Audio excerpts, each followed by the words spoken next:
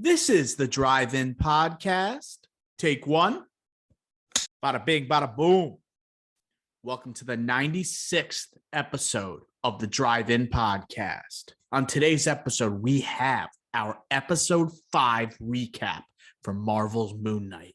So use the bathroom now, grab that popcorn, and enjoy the 96th episode of the Drive-In Podcast. Howdy doody. Episode 96 of the Drive-In Podcast has arrived. Shout out Meta World Peace from the 2009 Houston Rockets. This is Dr. O on the horn. An emotional Dr. O on the horn, I should say. After quite the penultimate episode of Moon Knight. I'm joined, as always, by the one and only Ricky Flicks. Ricky Flicks, did you watch this episode at 3 a.m. again? 6 a.m. Wow, we pushed it back a couple hours, Ricky Flicks. I'm proud of you. A couple hours, yes. Thank you. It was tough, but I made it. So what made you want to watch at 6 a.m.? Is that just because you wanted to record earlier today, or what was the thought process behind this decision?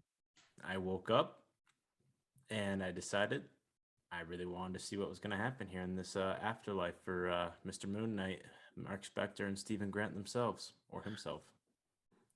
Okay, yeah. So you talked about this underworld that Stephen Grant and Mark Spector are now, they find themselves in.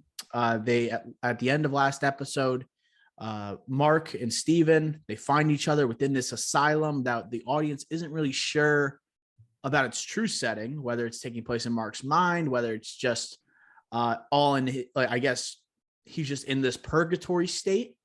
But what we find out at the end of the episode, there is a hippo that they are confronted with, a very funny looking hippo, a very welcoming hippo.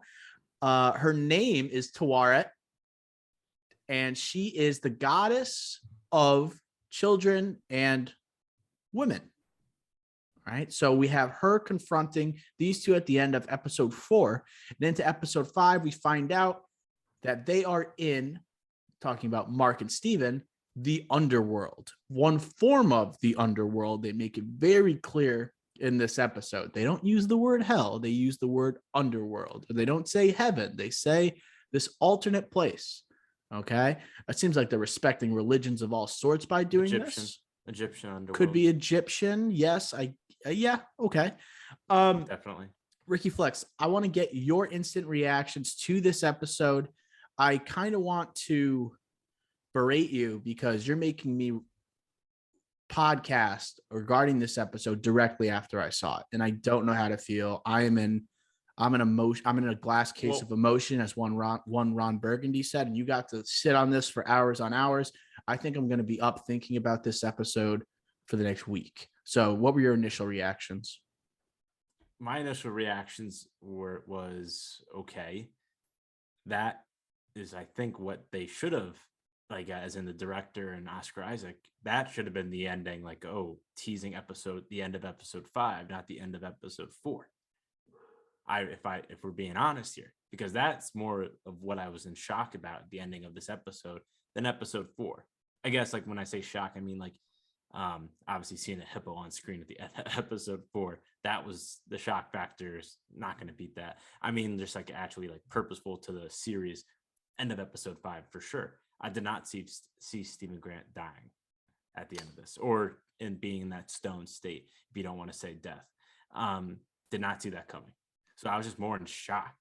And definitely, I think the episode, similar to episode 4, where I didn't necessarily love it, as in like exciting, but I just appreciate it. Like I just think it's very good. It's not like what I want to see, I guess, because I want to see this. Again, like going back to last week, not to be too repetitive here, it's like what I want to see, but my expectations are so high is that I still want to see some more action. I do. It's not enough, but those are my initial reactions. What about you after just finishing it? What are your initial reactions? You don't look happy with me. I thought I didn't expect this take. I thought this reasserts the fact that we don't need to see the suit to get a good Marvel episode. I agree. And I think it's very Ricky, good. I think it's very good. this is the best. I loved episode 4. This is the best episode in the history of Marvel TV. Disagree. This is this was the best storytelling in the history of Marvel TV. This is up with the best of MCU movies in terms of storytelling. And then acting wise, this is arguably the best acting in the history of the MCU, this episode. So this was an insane performance by Oscar Isaac, and the issues they tackle regarding childhood trauma and this person that suffers from this dissociative identity disorder, the way they are able to reconcile, okay, with one another in these different identities, and the reveals that came from this episode, the storylines that came full circle. I was in, as I said before, a glass case of emotion. I didn't know. I felt like I was going to cry multiple times in this episode, and I'm still like taking this in because I thought this. I can't believe you watched this at 6 a.m.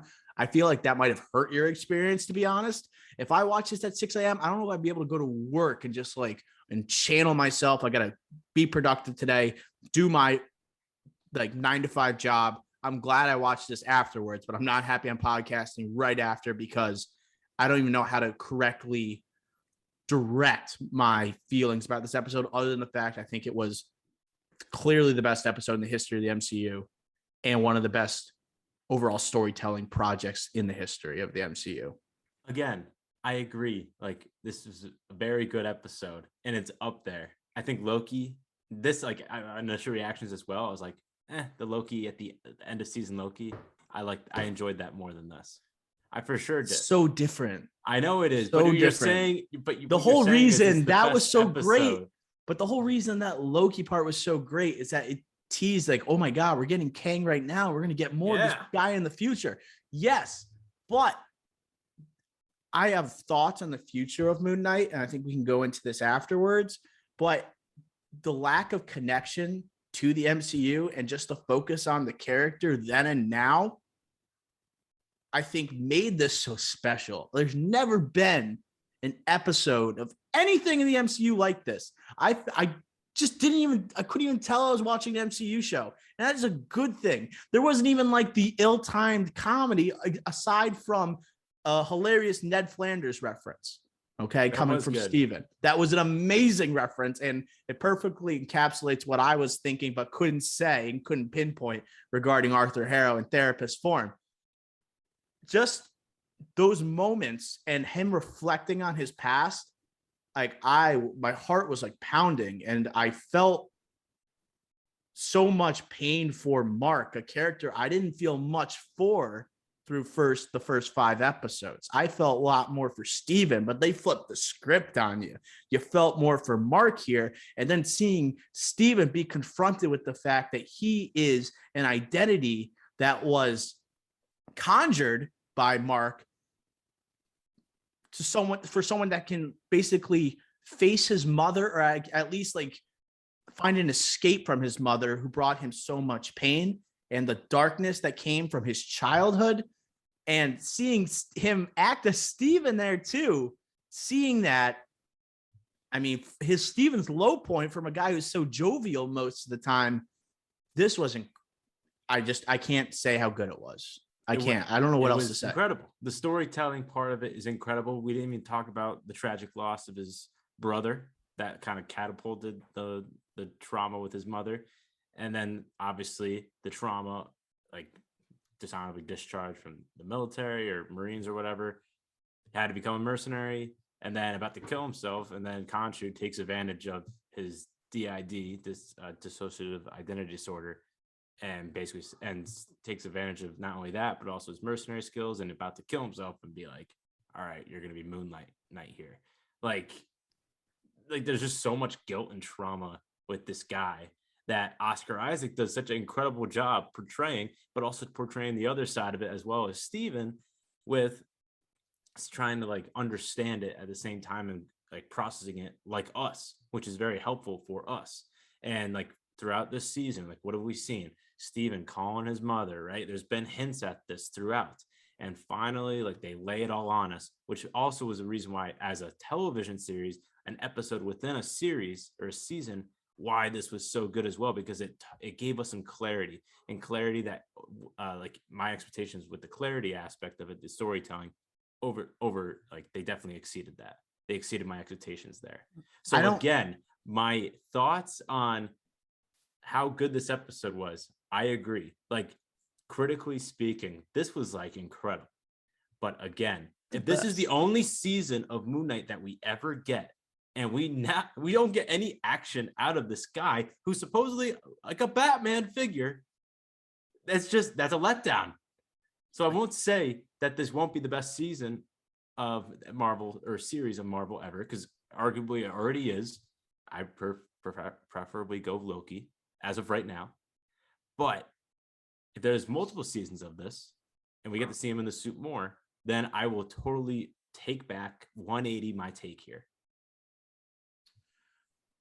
I was going to save this question for the end, but I see so many hints at it within your monologue you just went on. Do you think we're going to get Oscar Isaac and Moon Knight beyond this season, anything in any project? Or do you think this is it? I think he's bigger. I think he's bigger like than just this.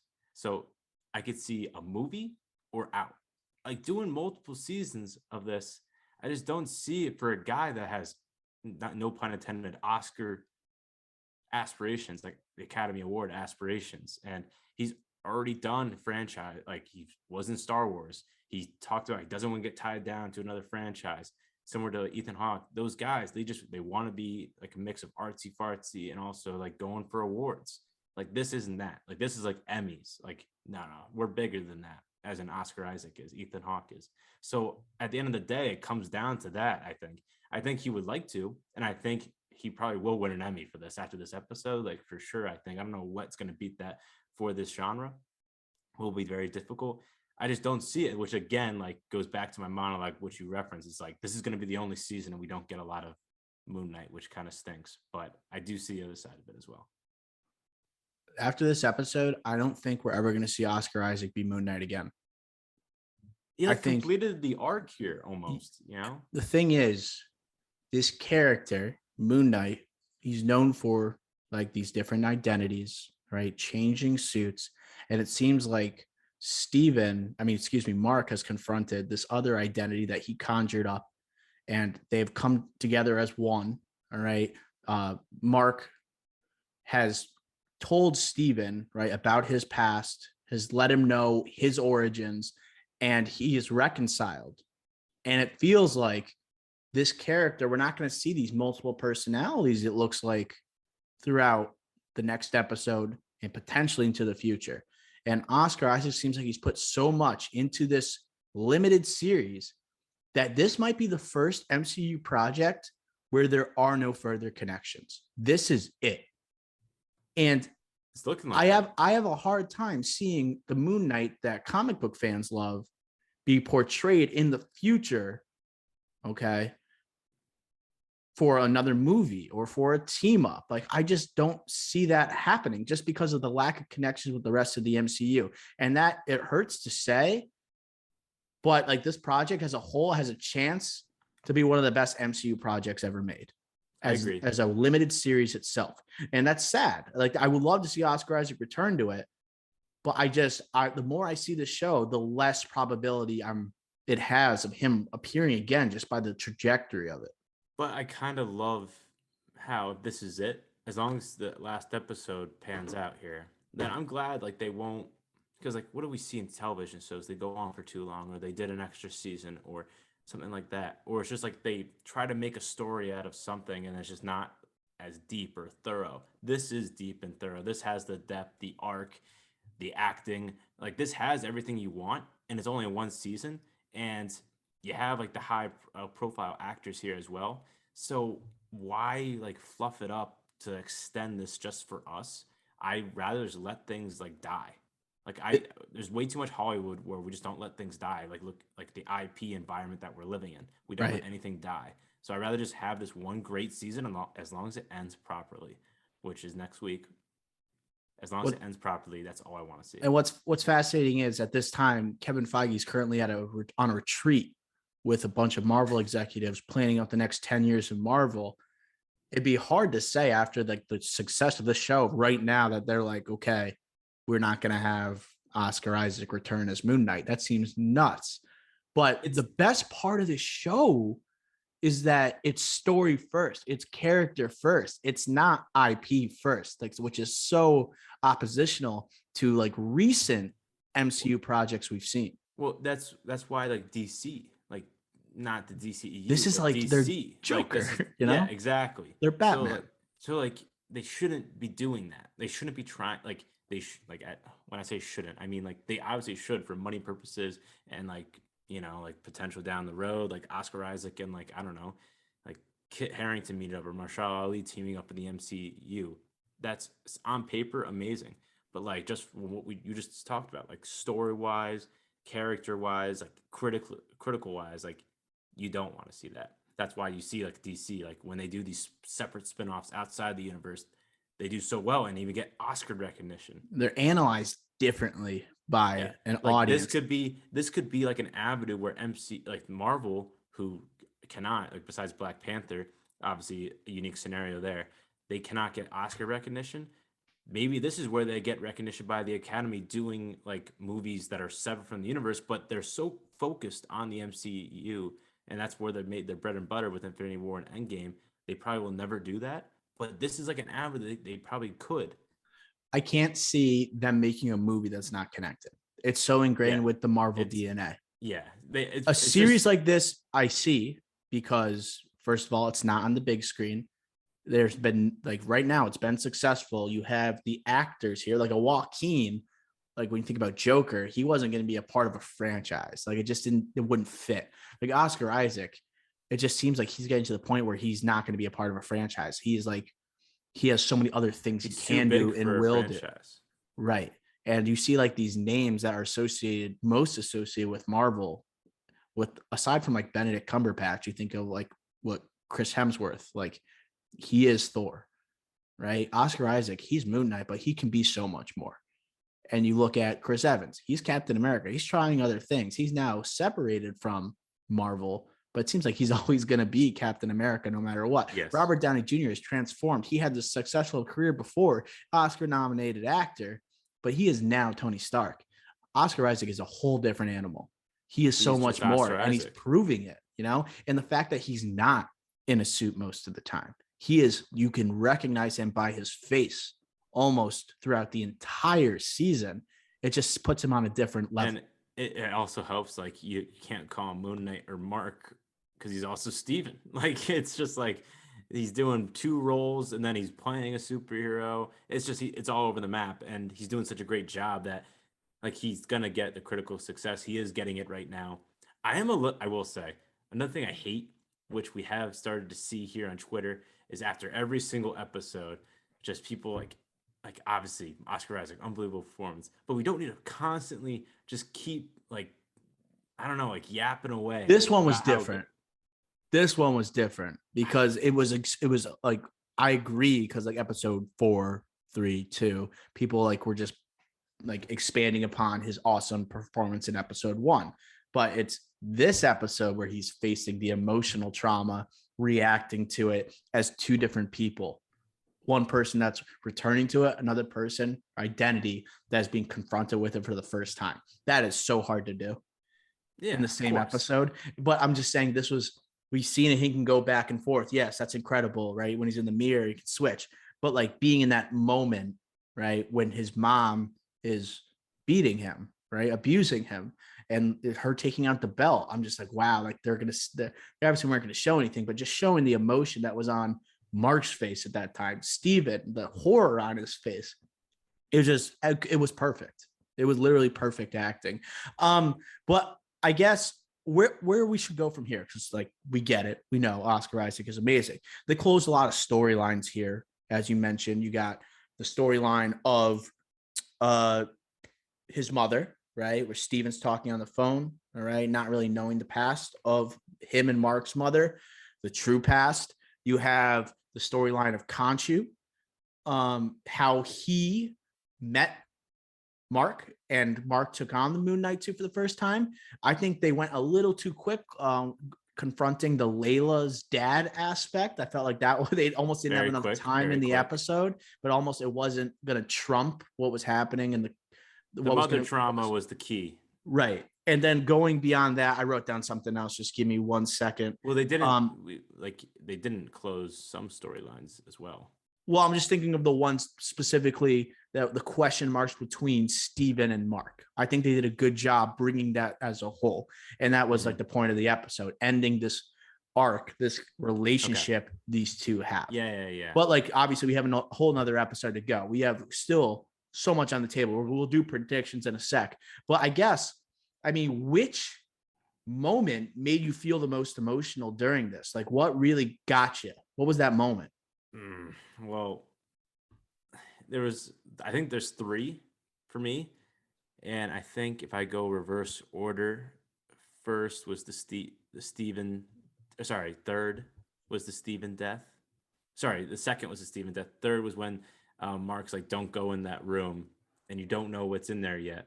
But it's like, oh no, what's going to happen in that room? And like that hits you. But then the first one's obviously when the mom grabs the belt. And I was like, oh boy, here we go.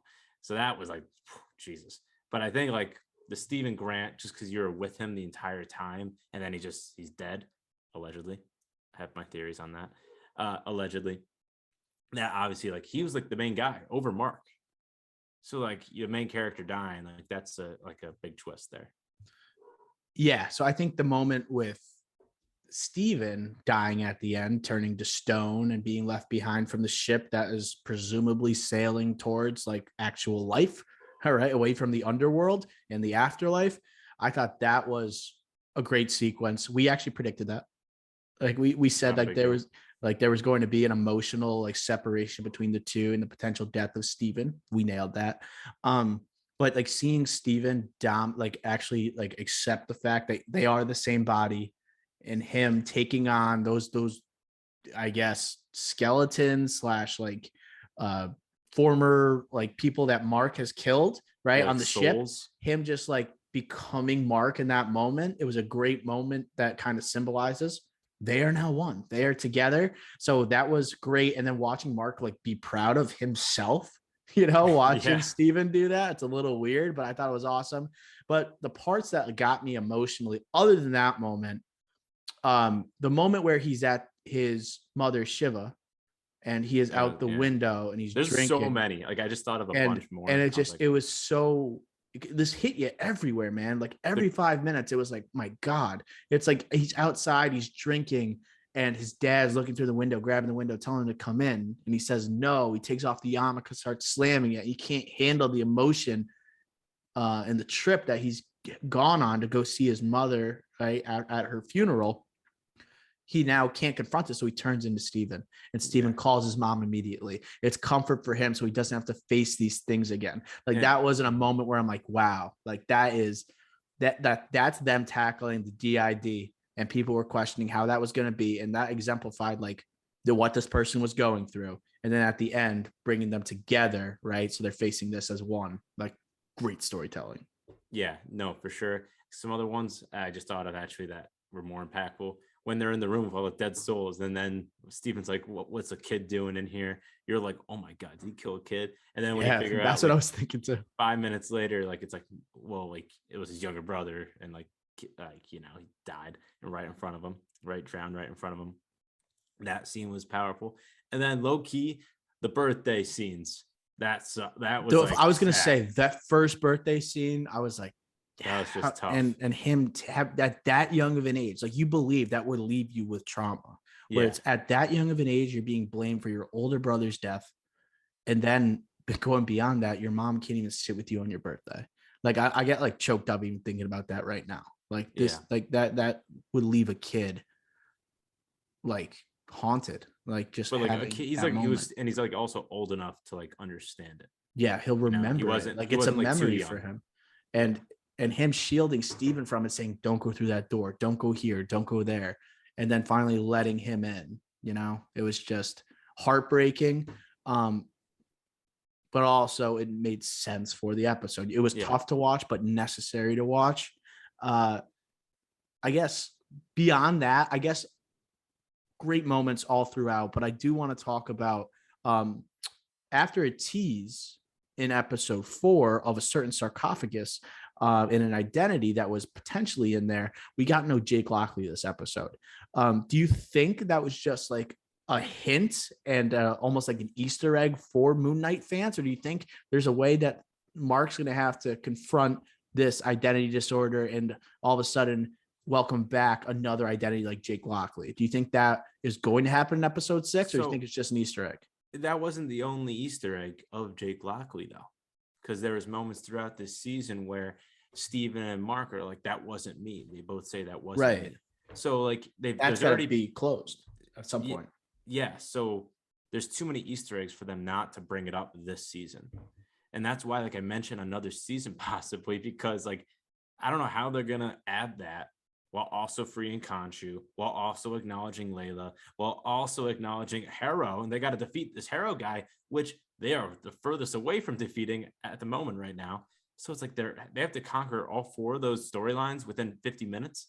Like, I don't know how it's possible, including introducing a new identity. And like another, like, again, like, I just think that it was a lot. I don't think there'll be a second season. And I don't think that it would bring Jake Lockley in at the end. But I'm just saying, like, that's why I thought of a second season, because it's just so many things to do in 50 minutes. I was going to say, I'm most excited during this week lead up to see the runtime of this next episode, because there is so much to cover, right? You got to have potentially another identity come in. Like you said, you have to have Mark reconcile with Layla potentially. You have to go free Khonshu. You got to take on Arthur Harrow and Ammit, right? It's so much to do. I think I'm afraid that this next episode is going to feel very rushed and kind of spoil the first 5 episodes, where it's going to be like, okay, maybe like almost like a Game of Thrones syndrome where it's too much squeezed in. All right. But almost this is like just for the finale. Too much is squeezed in. Right. Yeah. So that's definitely a fear I have. Any predictions you have beyond that going into the next episode? I really don't know what's going to happen. Do you think Layla potentially like would have gone to Khonshu off camera? Like maybe by the time she's probably caught by Harrow right now. We don't maybe know. But like she also has a certain set of like mercenary skills. So, you know, she could eventually, like, maybe not mercenary, she doesn't really kill people, but her going to Khonshu and then you have them reconcile at the beginning of the episode, then they take on Ammit and Harrow. I know we mentioned it before, but like freeing Khonshu and acknowledging that she'll be the next Moon Knight, like that could be a scenario there. I still think Jake Lockley is going to happen.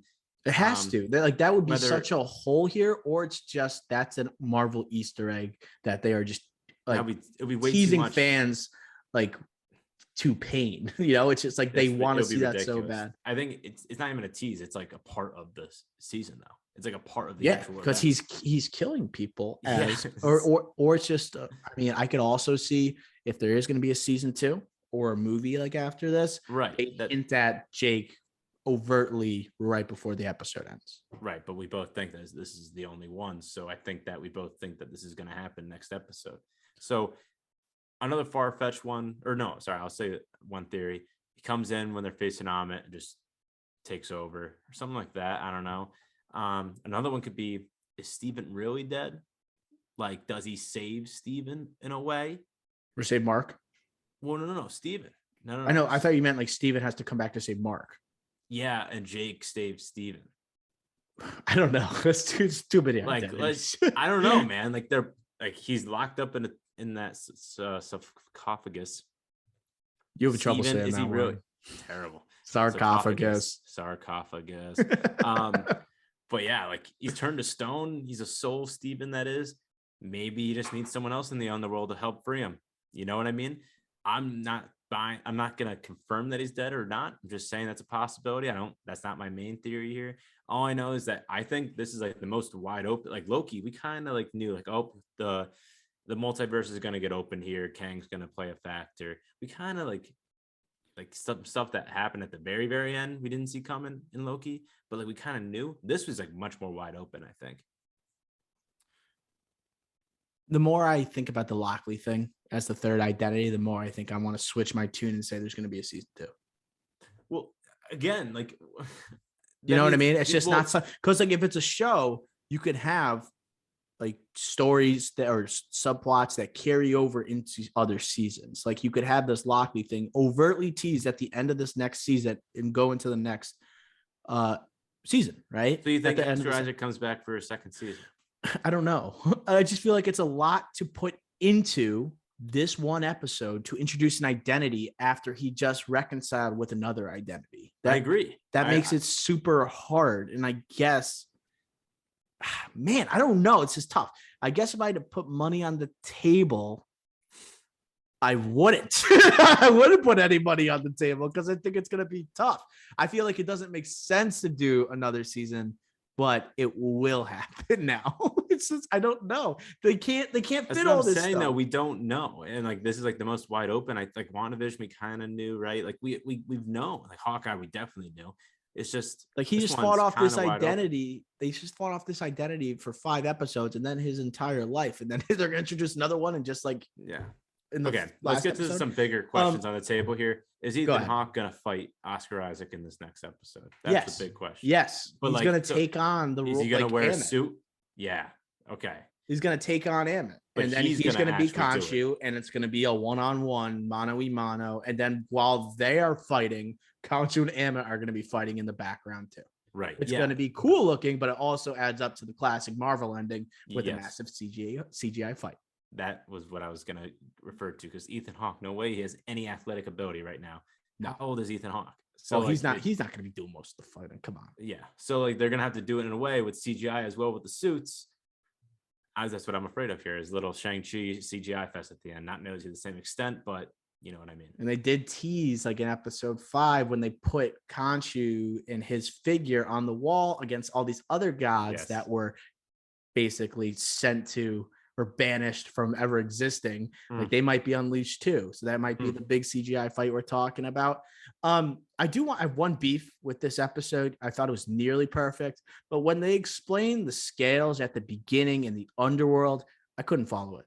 I thought the hippo was bad. Like not bad, just like I don't know, like why? Didn't really fit the tone of this episode. Like what were they doing in the like, when Mark and Steven are fighting on the ship at the end? Where is she? And then she just appears out of nowhere on the ship again. It's just like she like left for a second. It's like what? You just go downstairs? And she was steering the You're a ship for a little hippo. bit, but then at the end, was she even on the ship? Like I couldn't understand how that worked exactly. But then again, you could say it's the supernatural. So it's like, yeah. And don't I really agree with need to you explain that it. the clarity of the underworld and how they're just moving room to room, but then all of a sudden the next room over is, even though they went like around the whole asylum, the next room over is the ship again. Like a bunch of that clarity was, a lot of that was unclear. But then I will say, I really did like at the end when like they thought they would be balanced and they weren't. And then it's Steven that's holding them back because he's not fully realizing that he's also Mark. Like he can do stuff. Like he can actually fight. That was the same person, even though they're different identities. Exactly. I liked that as well because it wasn't all on Mark. Like this is also Steven because Steven, remember, like what we talked about, like the protagonist, like he's shy. Like he would have never asked that girl out in the first episode, right? But he goes on that date. But it was, we can go on and on. But I'm just saying, like, it's also on him, and his arc came to an end, but then a literal end. That was such a cruel later. moment when he pulled that scene off, and then they balanced it, and like, oh my god, this is awesome! They're now gonna go see Layla, woohoo! And then he falls off the ship, and I'm just like, oh my god, no! Like after a whole episode of just trauma and sadness, we have to say goodbye to like the funniest character. Yeah, and then you get like a one that was you root for him the most. It would hurt the most to see him leave. I was like, damn it. Then we got a Thanos like resting freeze frame at the end with Mark in the field of reeds. What a shot that was, though, right? What a shot that was. That was awesome. Yeah, that was good. Honestly, that's all I got. Do you have any other final mentions here before we wrap up this recap? Again, like it's been 2.5 episodes or 3 episodes since Khonshu here. Like it's been a while. Layla, like not in this episode. Ethan Hawke. I can't wait to hear. I can't wait to hear Khonshu's voice again. Yeah. It's like where's the idiot? You know, I can't wait to see that. But we're also sad about it. Or no, Mark approaching Khonshu. Layla not being able to like talk to Steven anymore. That's gonna be Yeah, but maybe she loves Mark more now because he is more understanding and more And, balanced of a person. but then again, he's got to talk about the death of her father and that whole shebang. You know, that would be tough. Yeah, that would be tough. But then also, I'm just excited to see Ethan Hawke again in his element, non-therapist Ethan Hawke. He was good in the last was. episode, even better, but this one also very good. Limited. Yeah. I think he's nailing everything here too. But this one was just Oscar Isaac. Take it from here, buddy. Yeah, agreed. This is Oscar Isaac's show for sure, but I'm excited to see Ethan Hawke kind of conclude his story too. Absolutely. That's going to do it for our episode 5 recap of Moon Knight. Make sure that you are subscribed to the podcast. We have some electric podcasts that came out this week. Check out the feed. We had the Checkup featuring Johnny Depp and Amber Heard drama. We break down the latest Lightyear trailer. We talk about the rest of the fate of the DC extended universe. We also had an episode, a double review on The Northman and The Unbearable Weight of Massive Talent. 2 fantastic interviews, 1 episode. Check that out. Moon Knight. Next week, we're going to do the finale right after, right? When we watch it, it's going to come out Wednesday evening. And then anything I'm missing, Ricky Flex, regarding episodes? I do have. Go ahead. Sorry. So the movie release schedule. Oh, I forgot the draft. Oh, we had the TV draft. Okay. Oh yeah, came out, right. That was fun. I was about to mention TV because this weekend of movies, like nothing's coming out. When you said TV, I'm like, oh, we did a TV draft of the most anticipated shows of 2022. No, amazing listen if you're a TV watcher. I think do we do a double TV review episode next week? Like Monday we do Under the Banner of Heaven and The Offer. Man, I don't hate that, but I also have another idea. Since there's not a major release coming out this weekend, I did want to have a predictions for Doctor Strange and the Multiverse of Madness, 10 bold predictions like we did for Batman. Okay, we could do that. We could do both. Like we can push ourselves, maybe do 5 episodes. I'm okay with that. I like Under the Banner of Heaven. The Offer. We're gonna have to talk about that. The Offer might be a one and done. We'll see. Yeah, it depends how good it is. It's a trial.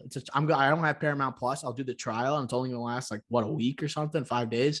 And I'll watch the first one. I'm like, maybe we don't review this one. Okay. But we have to at least watch it. We have to see Dan Fogler as Francis Ford Coppola. We will at least recap the first episode. Yes. Right? We're a movie podcast. We have to recap the Godfather show about the making of the Godfather. We don't have a choice. And also, this is the year of the comeback for Miles Teller that we have to document clearly. Is it though? Top Gun, Spiderhead, The Offer. Not bad. We'll see. All right. Subscribe to the YouTube, which you might be watching right now. Follow us on social media, Twitter, Instagram, TikTok, at The Drive-In Podcast. Until next time, this is Dr. On Ricky Flex signing off. We will smell ya.